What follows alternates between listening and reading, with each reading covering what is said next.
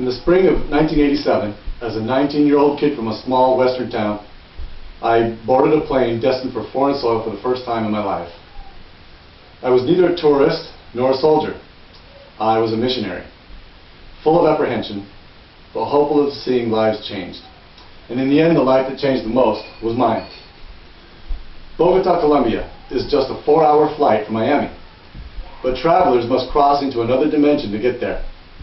It's a magical place, full of color and contrast, where fantasy comes alive in both thrilling and frightening ways, and where you quickly become more keenly aware of your senses than you ever thought possible. From the moment the pilot announces your descent toward the city, the air in your lungs is completely taken over by butterflies. And as you gaze out the window at the scene below, all you can do is say, whoa. Before you come to your senses, you can't help but wonder if somehow you got on a time machine and are trapped forever in the past. But come what may, you are about to step out into another world and become a part of it.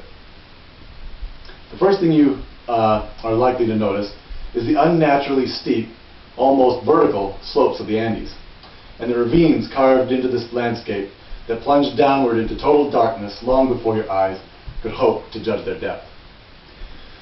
There are huge coffee and banana plantations on these slopes, and believe it or not, people live and work here. The city of Bogota is a huge place, one of the largest cities in the world in land area. And you can almost watch it growing as people pour in from the countryside. Giant skyscrapers on either side of the narrowest little cobblestone streets give the illusion of being too narrow themselves to be safe, and you can't help but feel a little uneasy in their shadows. Multicolored buses of every imaginable size and hue throng the streets, horns ablazing, competing for customers like giant taxis from hell, while broken glass flies in every direction.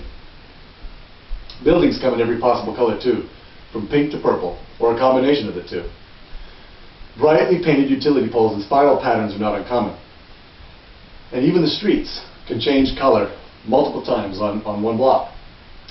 Here, it's easy to feel like a gingerbread pawn on the Candyland game board, strolling past the lollipop woods. Just pinch yourself, and you'll know you're not asleep. This is a dreamland for those who are wide awake. The animal kingdom is part of the fantasy of Colombia too. There are more species of both plant and animal life here than in any other part of the world. And somebody ordered them supersized. When you hear and feel the swoosh of a bird pass close overhead, you might look up to find a moth with the wingspan of a crow. And that roadkill ain't no squirrel. It's the basketball-sized frog that's been robbing food from the neighbor dog's dish while the dog watched helpless to defend himself. Around here, grasshoppers are known as mountain jumpers, and native children ride on the backs of beetles. There are monkeys and parrots everywhere too. But fortunately, Bogota is mostly free of the pythons, caimans, and jaguars that roam the lower regions of the country. The capybara is a 200-pound rodent and a popular pet in the countryside. In southwestern Colombia, herds of guinea pigs are raised on farms to be served as koi, a popular local dish which must be accompanied by a bottle of chicha, or corned beer. I cannot vouch for these delicacies myself, but I did try masato once. That is a fermented rice drink. It's thicker than molasses, and it's awful. You can make a substitute of this right at home, and you don't even need rice. Just mix Alka-Seltzer with Elmer's glue and take a swig, and you'll get the idea right away.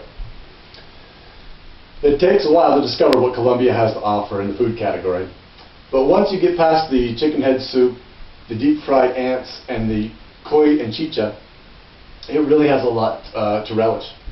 Of course, you're either going to need to be a huge rice fan, or you're going to have to become one. A huge hot plate of rice will be the main feature item of 2 of your daily meals, no matter how hot and sticky the weather is outside. And if you clean out your plate, get ready for more, because it never stops coming. My favorite things about Colombian cuisine are the fruit drinks made with native tropical fruits and mixed with milk rather than water. One of my favorites is the citrusy maracuya, and I love salpicon, which is a blend of just about every fruit on earth. It is customary in this country to offer one of these drinks to every visitor in every house with unlimited refills, no matter the economic circumstances of the host. In fact, the open, easygoing, eager-to-please manner of the Colombian people is really the most enchanting experience of all.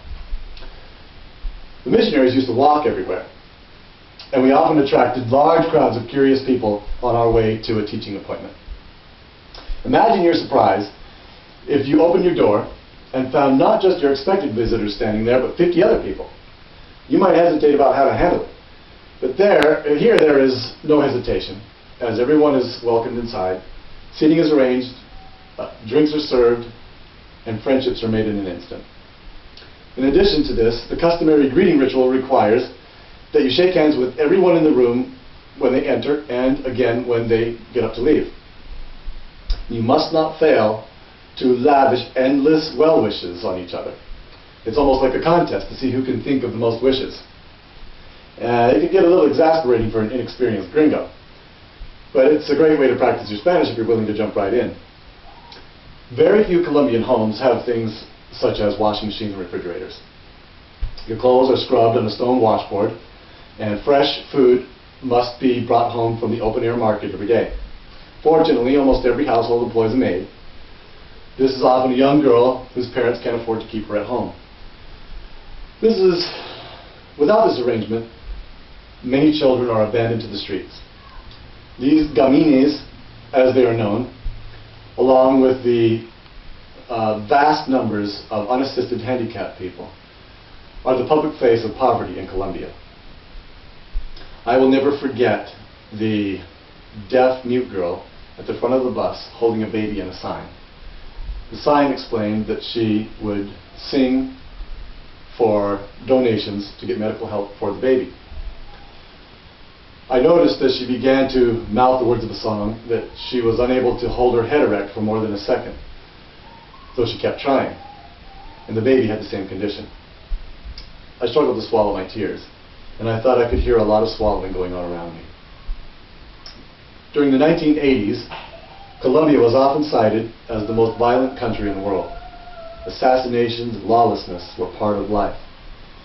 And airplanes full of people being blown out of the sky was happening long before Osama bin Laden tried it. There was violence everywhere, and on more than one occasion I was a target. You had to learn your way around and how to give your pursuers the slip on the crowded streets of Bogota. For a 6-foot white guy, this was no small endeavor. In the face of all this, though, I was constantly amazed at the calm fortitude of the ordinary people. Colombia has been embroiled in civil war for over 40 years, yet they seem oblivious to this fact.